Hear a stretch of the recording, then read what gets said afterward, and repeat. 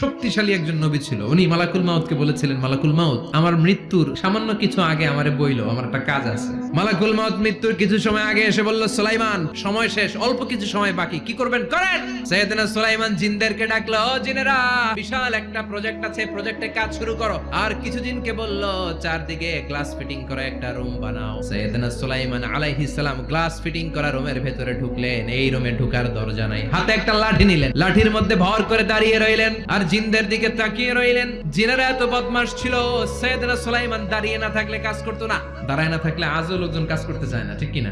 সুলাইমান আলাইহিস সালাম লাঠির মধ্যে ভর দিয়ে দাঁড়িয়ে রইলেন আর বললেন, কাজ করো। জিনেরাও কাজ শুরু করলো। ওদিকে মালাকুল মাউত এসে বলো, সুলাইমান, সময় তো শেষ। সুলাইমান বলে, সমস্যা নাই, রূহ কবজ করো।